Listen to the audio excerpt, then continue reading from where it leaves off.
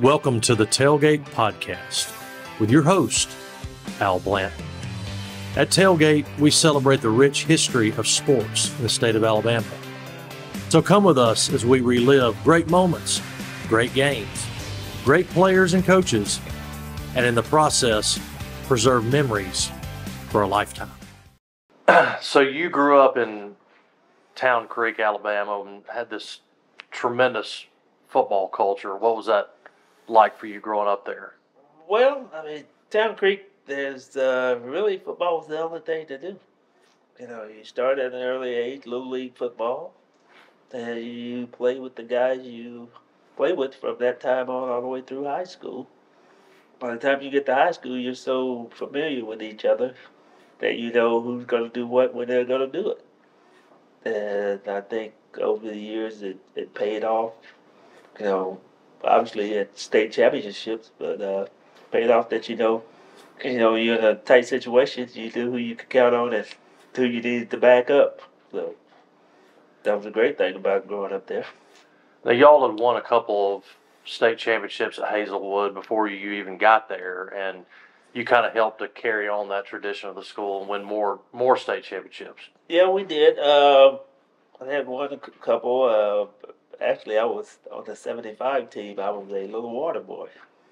And, my dad was a football coach, so I'd been around football all my life. So, you kind of get...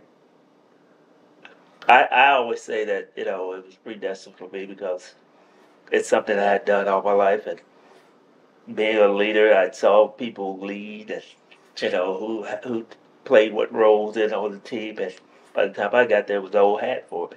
Yeah. And you had a group of brothers that were in the same household, and what was that like for you what was it like at the dinner table? Well, not on the dinner table, everyday life. It's competitive. Somebody does something good, you got to go out and prove that you're better than that. I know Chris and I, high school, he would run 3 or 4 touchdowns. So my goal would be go out when I get it, and I've got to either match that or beat that. And I think one game we played, I had 6 and he had 5, and we ended up, I think it was like 88-8 or something like that. We beat the team. So was there a friendly competition between the brothers? Did y'all get razzed from each other, or endure anything from your brothers? All the time. I know when I started Little League, I was offensive guard, right guard, believe it or not. And my uncle would give you $1 for every touchdown or quarter or something like that. And I was playing guard. Chris was running back. So he was cleaning up. He scored 3 or 4 touchdowns a game. So after our games, he would go to the concession stand, hot dogs, hamburgers, eat, get a soda. So and I would ask him about, buy me one, and he would. So I figured out at an early age, hey, I'm blocking for you, and you're not going to buy me a hot dog. So one game I decided to, tell the guy in front of me, hey, number 33 is getting the ball. And I would just step back and let it go. And we did it a couple times. I told Chris, he's like, you're not blocking. And I said, you don't give me any of your money when you score. I said, you can at least give me a quarter. And he's like, I'm not giving you anything. So they called another sweep. I did the same thing. So we get back to the huddle. We're fighting in the huddle. And we get up to the stands after the game. We win the game, of course. And my dad says, I saw you guys out there fighting on the field. What's going on? So I told him, I said, I asked him to share some of his profits. He wouldn't. And my dad said, well, son, I think you got a problem. Y'all need to work it out. Well, I ended up getting a quarter out of the deal. So, we kind of negotiated a little settlement there. When did you start to garner the attention of SEC schools? Well, actually, Chris did first. He was being recruited by Auburn my sophomore year. He was a junior. And we went to, I went to so many Auburn games before I ever set foot on the University of Alabama's campus. He was going to Auburn. They had a little situation. He came out the year, unfortunately, as a running back the same year as Bo Jackson. And, of course, that class was loaded with running backs. And he ended up not signing with them and went to the University of North Alabama. So, that opened the door for Alabama. The pipeline went from there. He transferred in after his freshman year at UNA. And then, of course, all the other brothers and cousins started after that. And you were recruited by Bear Bryant. I was being recruited by Coach Bryant before he passed. And then Coach Perkins came in and he honored the scholarships and continued to recruit and just letting me know that he was going to change to a pro-style offense, which was great for me at that time because, Coach Bryant was running a wishbone. And I needed a little more size on me at that time to run a wishbone. But for a pro-style offense, it was built for me because I ran that in high school.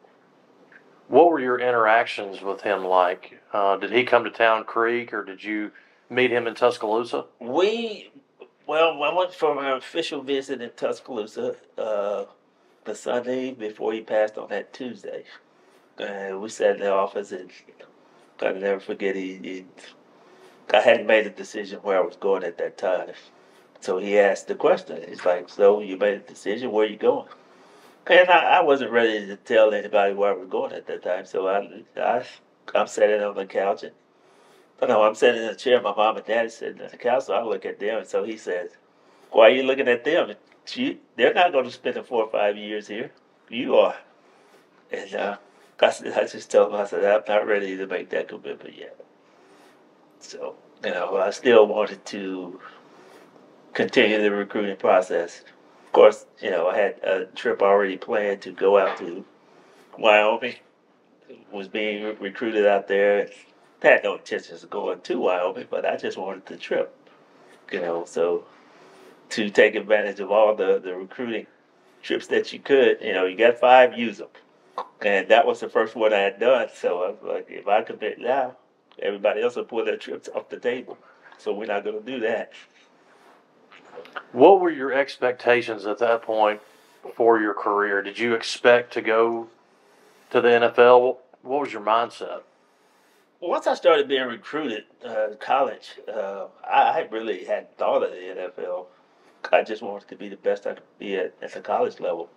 My expectation for myself was to be, all SEC, all American, and win the Heisman. And that was from day one. That was my goals, personal goals. And it's kind of funny when I got to University of Alabama, everybody's like, well, there'll never be a Heisman Trophy winner at Alabama because this is a team game. I'm like, I'm not so sure about that. You can win the Heisman and win a national championship. It hasn't been done here, so who's to say you can't be the first? So you got there in '83, and you got some playing time in '83, but '84 was looking to be a breakout year for you. It was. I was feeling pretty good about '84 because I played a lot in my freshman year.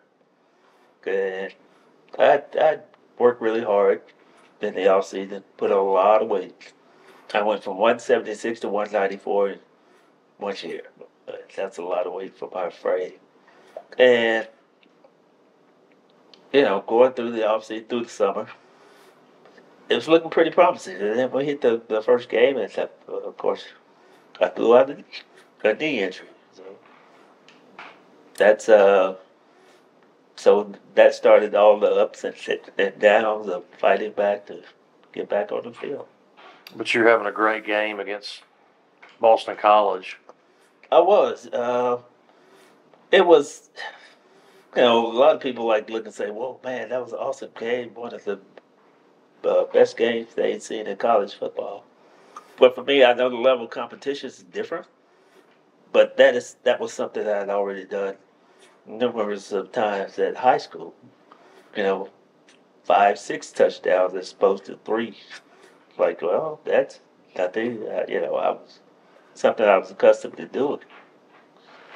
You score one, and it's like, man, if you're going to be the running back, you only score 1 touchdown. You guys not doing too well. You know, it was just my expectations were a lot higher than normal. Normally, when people think that you got to downgrade your expectations when you go to the next level, and I never saw it that way. Yeah. But you had put on weight, but you didn't lose any of the speed. No, I didn't. The run back against Boston College is what I'm thinking about. No, I didn't. I actually got a little stronger, a lot stronger. I just remember the first time I set foot in the weight room when we were maxing out, and they put 425 on the squat rack, and I took it off. Okay, we're maxing out. I go down, and I go down, and I go down, and I keep going down. I bottom out on the rack and couldn't come up. And, of course, all the guys are laughing because, you're squatting. It goes down. You look like a commercial. It's going to bury you in the floor if you don't get from under that weight. So that day forward, I was like, hey, you guys are laughing today, but you'll never laugh at me again on a squat rack. And eventually, I got to the point that my max weight, the most I'd ever done was 800 pounds. So it's stuff like that. My failures, I like to turn them around and go beyond where I would have been if I hadn't had that goal. After the injury, how long was the rehabilitation process? The rest of my career. So this was something that just continued to plague you throughout the rest of your career. And even beyond. I think I've had six surgeries with that knee. It's of course the latter part was just cleaning up the last 2. But unfortunately, I came along at a time that knee surgery was still the unknown. 2 years later, I think Gene Jelks has the surgery, and he's got a cast on it. Running 2 months later, not a cast, but a brace. He has a brace. I had the cast.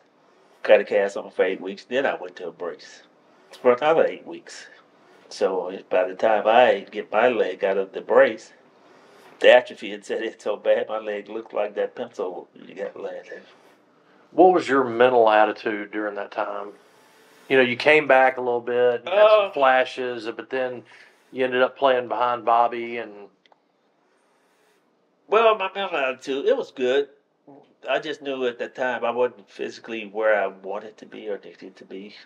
So there was no problem playing behind Bobby at that time. But, of course, once I got to where I thought I was healthy enough, then I wanted to compete for the job. Then by the senior year, I ended up, of course, I moved over to fullback, blocking for him. But at that time, I had no aspirations or I had aspirations, but never thought I'd make it to professional ranks. Turned out that the move to fullback helped me get drafted because I showed that I could block and catch as well as run tailback. So it works out. You never know that what you see as a negative turns out to be your positive. Yeah. So. And you played for Perkins and then had an opportunity to play for him again in the NFL. Right. In Tampa, drafted by Tampa. Coach Perkins was there. And, played there with him. And left there, went to Denver. Plan B, free agency. That's when they should have just started this free agent stuff. Then I was picked up by Miami after I got out of Denver. The coaches that you played for, tell us about the differences between, a Ray Perkins approach versus a Bill Curry approach. Coach Perkins probably a little more hard nosed. It was. I've heard a lot about the Junction Boys and with Coach Bryant, Texas A&M.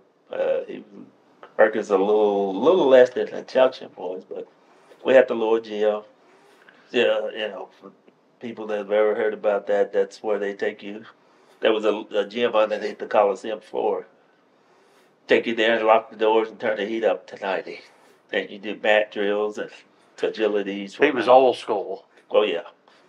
And that part there, wouldn't trade it for the world. Wouldn't pay you anything to do it again, but I wouldn't trade it because it taught you how to work. You come out of high school thinking you know how to work. You don't know how to work. When it's a little tough and you think you're catching your last breath, you can still go a little harder, a little longer. It was a mental game. They play a lot of mental games with you down there. As soon as you think you're tired, they put you up. Hey, you think you're done, Lord Jim? Let's go run stadium steps. You think you're almost finished now? Let's go run some laps around the track. It's just all mental. Yeah. Now, you had an NFL career. Most people don't have an NFL career, but it was a fairly short-lived experience, Right. And maybe you didn't meet your expectations. And do you still think about the what ifs? Do you think about maybe what could have been, or had I not have gotten injured, maybe I could have reached my full potential and had a little bit better NFL career than I did. Well, yeah, you always think about the what ifs. What if you never got hurt? Would you would you been All American? I just remember high school sitting there watching Bob Hope and the All Americans that came on that show during the Christmas time. It's like, hey, one day I'm gonna do that. I'm gonna be that guy, one of those guys. Then the same thing with the professional. You want to have the ability to show what you can do, barring any injuries. I looked at Emmitt Smith and I go, well, Emmitt never got hurt, other than that shoulder. I think I was coaching with the New York Giants when he hurt his shoulder in the playoffs, and that was toward the end of his career. Other than that injury, he was relatively healthy. Mm-hmm. And it takes that for him to become an all-time lead rusher. If he gets hurt, that doesn't happen. Barry Sanders doesn't get hurt. So you got to have that in your favor when you're playing in the league, because as a running back, at least anyway,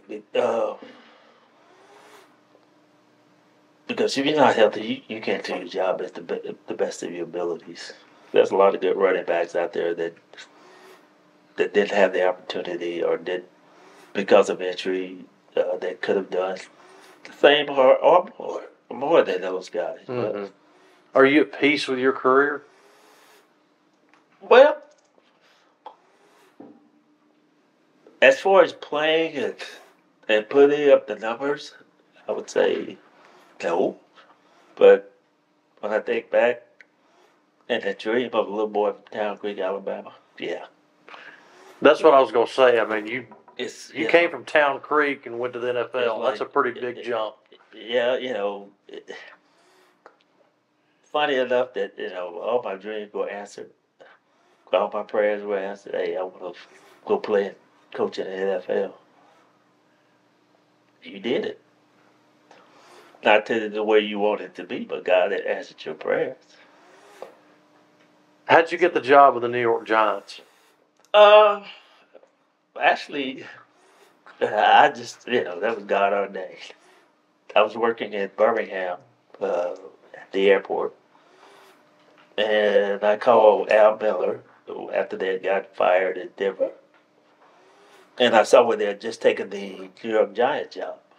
So I called to congratulate him. Glad you got your another job blah, blah, blah, do well at 2 yard. And he's like, did somebody call you? Did Coach Reeves call you? It's like, no. He's like, well, give me your number. Don't move away from that pole you're at. It's like, Coach Reeves is going to call you back. So he did. He called. He's like, I'd like to offer you a job. I'm like, well, doing what? He's like, come coach for me. And I said, well, coach, because I want you to fly up. When can you fly up here? And we can talk about it. I said, Coach, I know you. I've been with you. I'll take the job right now without ever seeing what's going on. That's how I took the job. Either I went up, but I took the job over the phone.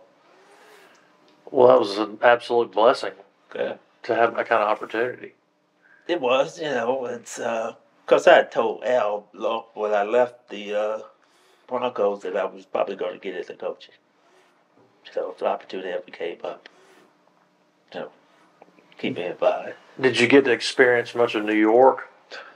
Oh yeah. What was your favorite thing about it? Leaving. You weren't a New York guy? No, I'm not a New Yorker.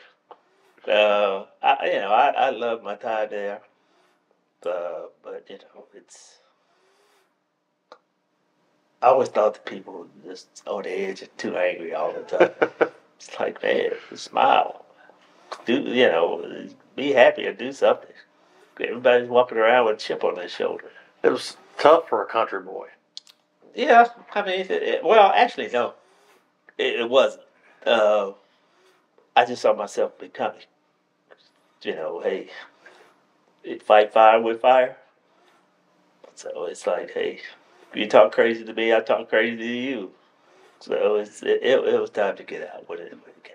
And then you went to St. Louis after that. St. Louis. Is Dick Vermeil as emotional as we think he is? He is. Oh, yeah. In a good way, of course. Oh, yeah. I mean, Dick cries all as a coach go, okay, here he goes. He's going to cry again. But, he's a good guy. He's one of the best. He allows you to do your job. What did you enjoy most about coaching? Most about coaching, helping other guys achieve their dreams. Especially free agents and rookies. Just, being in that spot. As a late round draft pick, what you have to overcome to get on that team to make the 53 roster. And it's not easy. Because there's a lot of variables that come into play, whether it's numbers at your position, salary cap, numbers at other positions, that whether you play special teams or not. You can be pretty good at what you do and still not make the team. But my job was to have you ready as a strength and conditioning coach and control the things you can't control. That's being in shape, ready to play, and know what you're doing. Give yourself a chance. And that's what I preached. If you do those things, if the Turk happens to knock on your door and say you're cut, you leave here with your head high because you did all you could do. What was the toughest thing about being a coach in the NFL? Cutting people. Seeing guys go that have the ability, for one reason or another, they kept somebody else that a little less ability, but they feel they need over here. That's probably one of the tougher things. And losing. With every loss comes a whisper. Are we fired yet? Mm-hmm. That's a very intense occupation at that level. Yeah. You got 32 teams and only one Super Bowl winner. Everybody wants to win the Super Bowl that year. And it's very cutthroat.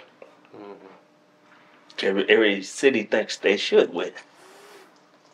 Other than Cleveland right now, but they still had a parade. So they still have aspirations of doing it on the other end. Yeah, an Ophir parade. Yeah. So they'll reload next year. They'll think,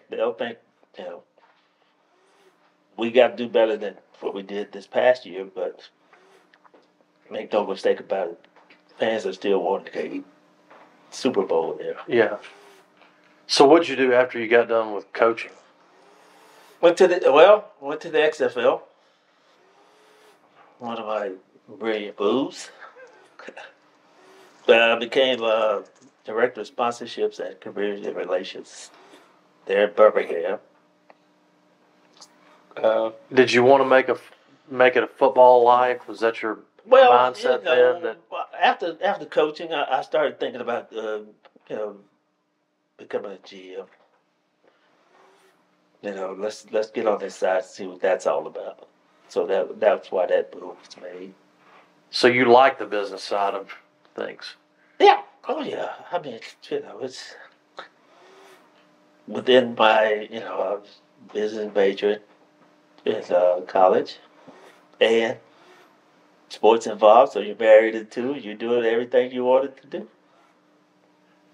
Let's get back to the XFL. Mm-hmm. What was that like? Oh, getting a new league off the ground. There were really not a lot of expectations, but you call the people that that are in the NFL and try to get some ideas.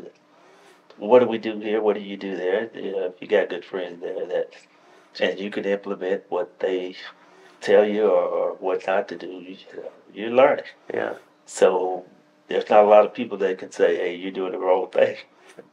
You got to do what's best for your team and your market. Did you get to meet Vince McMahon? I did, yeah. How was that experience? He's a different bird, but he's a risk taker.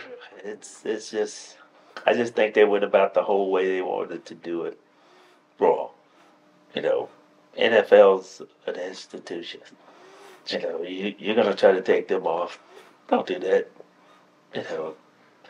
If anything, try to befriend them and show them that there's value to having you around.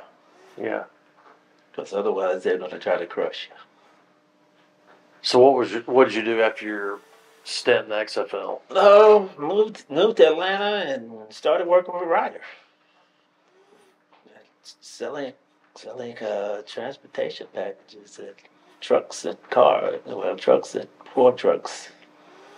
So did that for 30 years. Kind of enjoyed that because you once again putting people in business. Mom, pops, the guys that wanted to drive the long haul, get 18-wheelers, tractor trailers. I was surprised that the opportunities in that business. I never, other than occasional run into the people that drove, I never had any experience with that. But it turned out to be something that I enjoyed doing. I think a lot of people in their post-athletic life, they struggle a lot with identity, and I think they struggle a lot with value and purpose. They put their identity in this thing that I'm an athlete, and when that's over, and it's going to come to an end at some point, whether it's at 22 or 40 or at some point it's going to come to an end. Right. I think athletes struggle with finding value, identity, purpose in a post-athletic life. And for you, how did you navigate that? Well, I think nowadays it's not as much. I wouldn't think it is as much because they have a player development person on each team. But when I came along, there was no such thing to prepare you for life after. But as a coach, going through the steps and going through all of it, I would always preach to rookies and free agents, hey, finish school. If you haven't, go finish. Because this thing is over fast.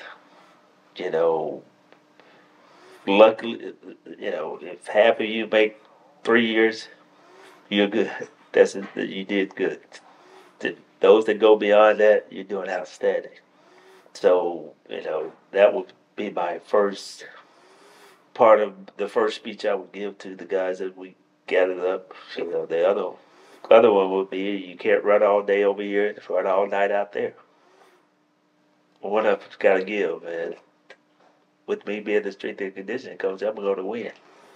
So, I'm going to make sure I win because that's my job. My job is to win and get you on the field every Sunday.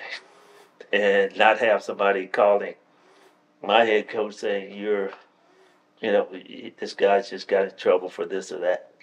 So if I put enough pressure on you this end, maybe I could help you stay out of trouble. So then most guys get tied up in their identity as a player that they get too far, too deep, and they define themselves only by being a player. And that becomes, when you do that, that's going to be a huge downfall. It's dangerous to do that. Yeah. To put your identity in that I'm a baseball player or I'm a football player. It's very dangerous because it's going to end. It's just a matter of when. I don't care who you are, it ends. Michael Jordan, it ended. LeBron James, it's going to end. And you've got to find something else to occupy that time and that space. And you want to hope, and I pray that you have something already in the works before that time ends. Say, this is what I'm going to do when I'm done. Or this is what I'm leaning toward. Have something, even if it's not going to be what you're going to do after, it'll put you on the path to doing what you're going to do. Yeah. Because you had a plan. Once you start that plan, you'll know that it's not something you want, but it occupies that wasted space that you have, that wasted time, that you don't go out and do something great. So that would be my suggestion to anybody that's in professional sports. Sports are typically a young man's game, unless you're playing golf. You can play a little longer in baseball, but all the others, it comes around before you're 35 years old. And if you plan on living to 70 years old, you got a lot of living to do, buddy. And that's without sports. Let's talk about your diagnosis. Several years ago, and Kevin Turner was your good friend. Several years ago, you participated in an ice bucket challenge Right. for KT and for ALS, and you made the statement publicly that I never knew that this was what he would be raising money for, was for me. When did you get diagnosed, and tell us about your life since that diagnosis? Well, diagnosed in July of 2015. And, now that I look back, things were happening to me probably 3 years prior to that. I'm getting hand cramps and different abdomen cramps. And it's like, everybody look at me when I would do this and started cramping. And I was like, you having a heart attack? I'm like, no, cramp or spasm. And we could never figure out why that was happening. Even going to the doctors, and they could never tell me. But, they do all the tests, and all the tests come back okay. And like, well, I know there's something, but doc says everything checks out, so you keep moving. Then it got progressively worse. Every time I would sneeze, spaz, cough, spaz. And, you would catch me as I would get ready to take a sneeze or cough, and I would instantly grab myself just to hold it so it didn't hurt so bad. And finally, my wife says, we're going to make appointments with every doctor that there is in every branch of medicine that's out there. We'll find out what happened, what this is. So we went through all of them, and finally arrived at the neurologist. And I sat there with her, telling her the symptoms. You could look at her eyes, and she already knew what it was. It's like, it's not a look that you want to see, as a patient. It's like, whoa, That doesn't look good. She already knows what it is, but then she says, but we'll take the test and find out. So she calls me. She's like, when can you come in? I said, well, this must not be good because otherwise you'd tell me over the phone. That's normally the way this thing happens. Is everything's negative, then just like tell me if I go on about my business. I said, well, I'll be there tomorrow.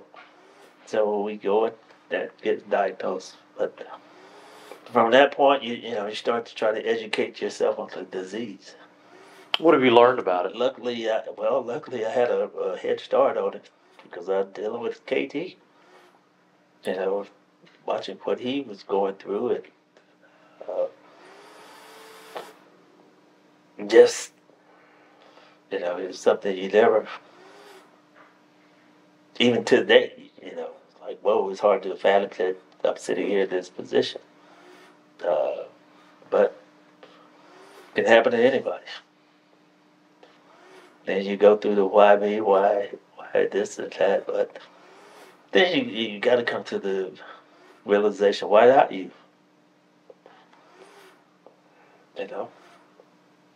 Sure, who I would venture to say there's a good percentage of people that will have somebody that's watching this tape that will have someone that has ALS, and they will know someone that has ALS because it touches 1 out of 4 people. And until we eradicate the disease, period, it's going to continue to happen.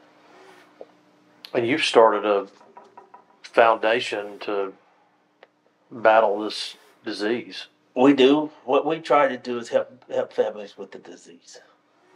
My wife and I we go to the Emory Clinic in Atlanta here, and just sitting in the weight room, you see people from all walks of life, from all over the state of Georgia, all over the state of Alabama. And if you're coming from South Georgia, Alabama, you spending a lot of money.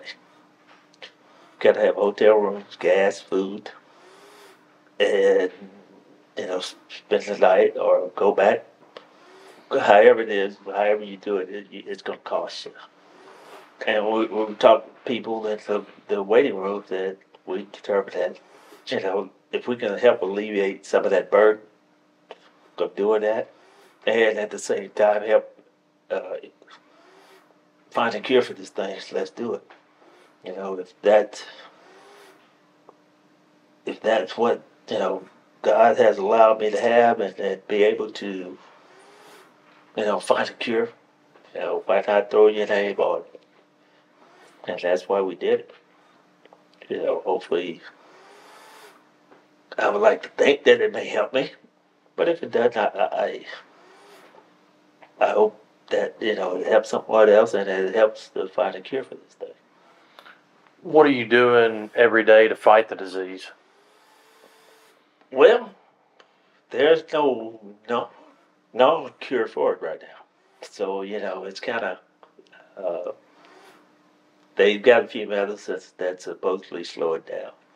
Then you got to ask yourself, do you want to take this medicine? Good prolonged life, 3-4 months.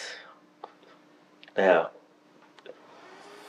in my rationale, if it's 3 or 4 months, do you want that 3 or 4 months on the end of your life that you're at the worst possible condition that you can be in? That's a tough question to ask yourself. Well, do you rather just not have those 3 or 4 months? That's a legitimate question that people really have to ask. You want to prolong it for 3 months that you can't walk, talk, do anything, just lay there trapped inside the body that you have no control over. Not even to breathe, because it's already taken my ability to breathe over. Without this, I would still survive, but I would labor pretty hard to breathe. So, that's some of the questions you have to ask when you have this disease. Are you going to go to trach? With that comes somebody being with you 24 hours a day, 7 days a week. you have a partner that somebody's gonna be with you the whole time. Are you scared? Oh no, I'm not scared. Hey, way beyond scared at this point. That's when you first are diagnosed, yeah, sure you're scared because you don't know, you have no idea what's going to happen. But if you're a faith-based person, put your faith in God. Let Him handle the rest. Because if it's not this, it's something else. We all got to leave here with something or somehow. Some more tragic than others, but you can bet your bottom dollar you're going to leave here. And I always tell people it's like, well, your lifespan is projected 2 to 3 years after diagnosis.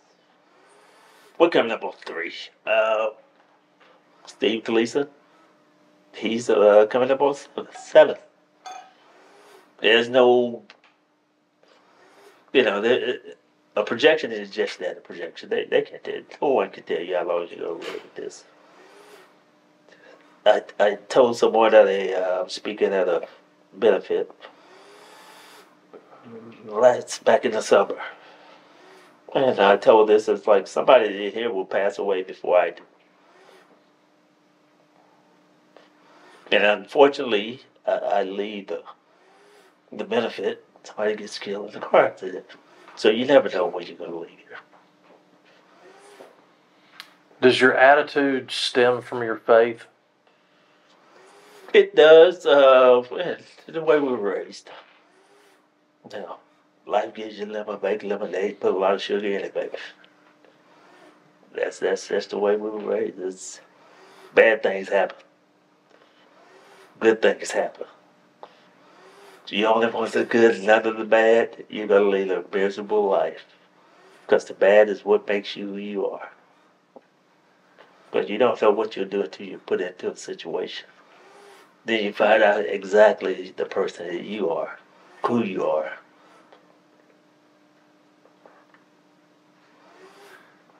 Your family, how have they handled this? Everybody's good. I lost a brother to leukemia. My youngest brother, Clyde, 5 years ago. So we've been down this road.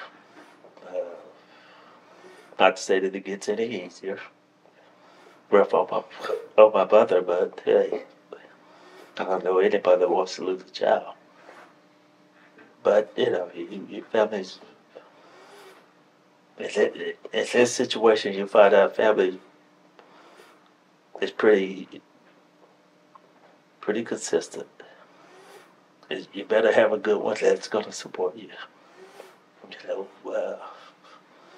One thing I could tell anybody that, hey, family's all you got. All these little beefs and things that you have, you probably need to put them aside because you never know what's coming around the corner. And if you got a beef, squash it because it's probably about nothing anyway. It's not worth anything. Is it going to make a difference in the day of your life? Probably not. You probably arguing over somebody borrowed your car and they put gas in it or something. It's like something stupid. Yeah. So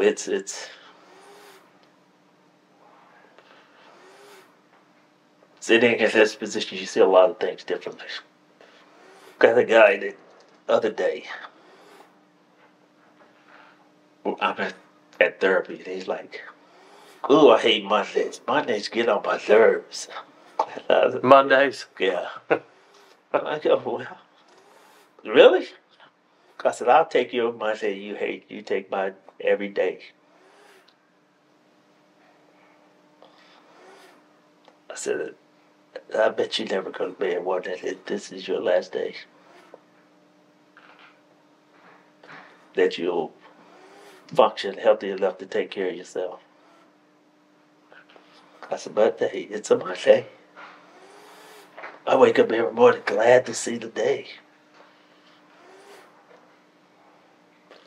It's not a bad day. I don't care if it's freezing outside. It's a good day for me. Yeah. But you're still a huge Bama fan. Every day, all day. Twice on Saturday. Yeah. And you got to go to the Clemson game. You got to go to the national championship game. You got to live life, man. Regardless of what your situation is, keep living. Hey, who says I can't go? Still do. I've been to Hawaii. I've been to Alaska. We've gone to Belize. I still travel and do everything I've always done. We just do it in a different way. Continue to live. Try to live your life.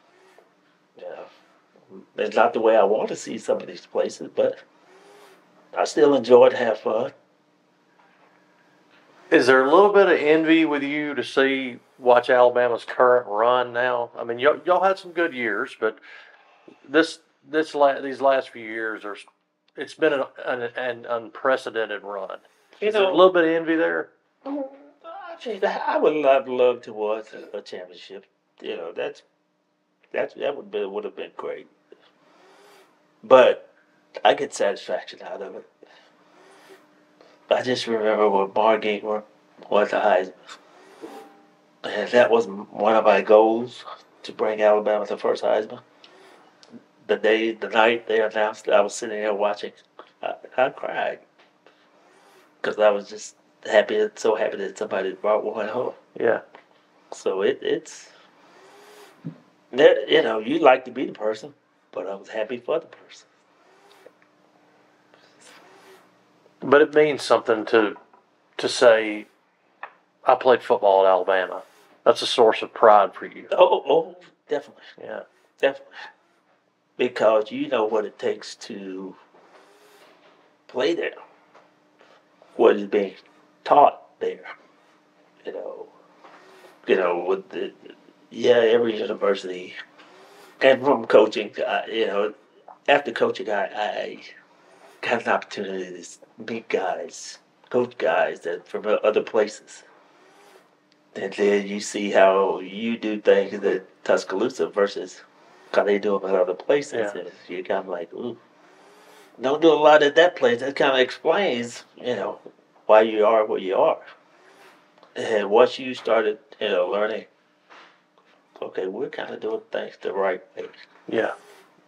Everybody, you can say what you want to all the other schools. There's some out there that are doing it the right way, that's not our way. But there are a lot more out there that just good enough to get by. And if you want to be the best at what you do, you can't just do enough to get by. And Tuscaloosa, they don't allow you just to get by. That better word, the process is what it is, and it works because the process is take one thing, do it over and over and over and over until you perfect it. That's the process. There's no secret. There's no, what's the process? Do what you do. Be the best at what you do. Every day. Not just because, it's cold out here. I can't do it today. So you do it again today. And this day and age with the kids the way they are, not a lot of outside participation unless you take them and put them on a team or something. We played outside from sun up to sun down. I have to run my kids out of the house something. Hey, get out, go do something. To get away from the video games or watching TV. Y'all played ball growing up? All day. We go from one game. We just finished baseball, so let's go play a football game. All day long. Something. Wasn't much to do in Town Creek. We just finished that. Go play basketball. I didn't beat you at this one, but let's go do something else. Before the day ends, I'm going to beat you at something. Something happens every day, all day, especially during the summers. And it's just, I don't think, not a lot of that's being taught nowadays. Kids learning how to work, what it takes to get to where they want. Everybody wants to have the dream. Everybody has the dream. Not everyone. everyone wants to put the work in to achieve the dream. Because it's a lot more involved than just wanting to. And if you take to what they're trying to coach you and not look at it as punishment or why we, coach, I don't want to do this. Oh man, I was elated that, to Lord Jim.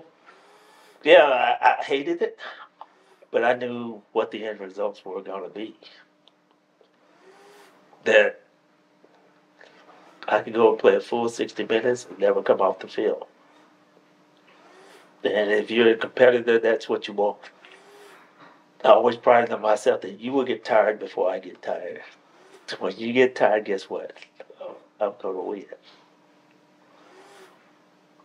If you can get better as the game goes on, continue to get better. 9 times out of 10, that guy across from me, he's going to slip up and quit somewhere. He may quit 1 or 2 plays, but that may be all you need. Mm. So what's your mental frame of mind now? Or you just kind of, do you think about what might happen to you? Do you think about what, maybe there's a cure, or do you just kind of take things day by day? All of the above. Of course you think about what may happen.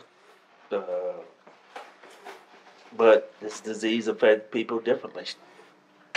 What happened to KT may not happen to me. Things that happen to me may not happen to Gleason. It just affects people differently. Some people lose their voice immediately. I lost mine. It started to go early, but came back strong. Some people can't walk early in the stages. It just reacts differently. As far as, down the line, I don't try not to look ahead. Because today is the only one I got. Live today and don't worry about, hey, tomorrow's got its own problems. I can't worry about, well, I have people call and want to schedule way out. And I'm like, oh, you really serious? I can't even visualize that far down the road right now. Just, let's stay as close as we can to this date. Work on this date instead of trying to play it way down the road. Hey, if good Lord allows me to be here, we'll do it. But right now, that's the tentative schedule. Who's to say I will feel how I will feel at that time if you played it up down the road.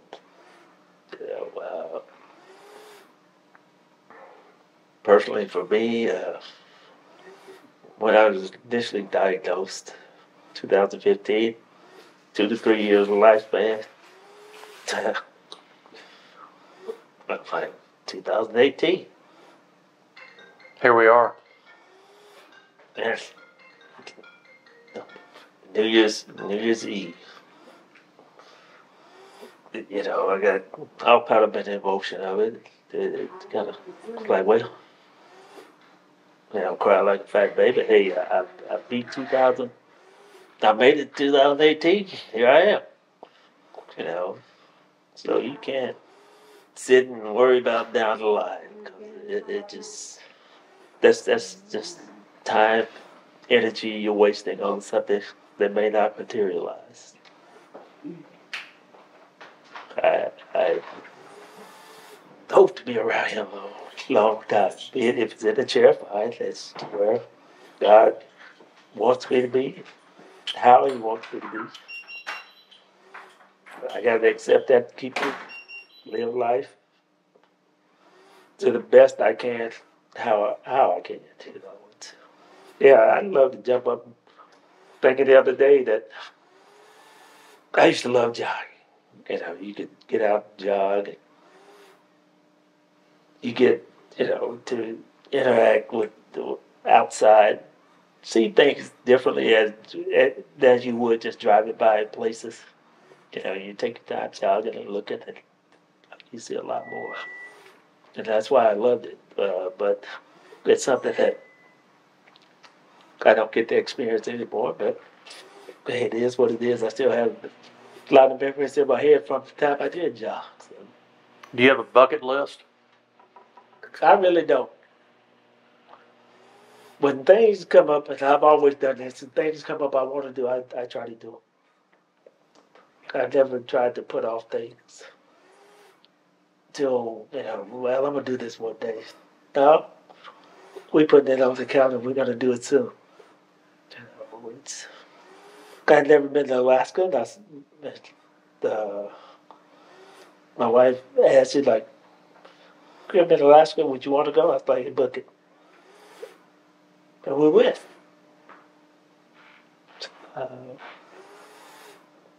I try to think of things that I like to do, want to do, and just do it.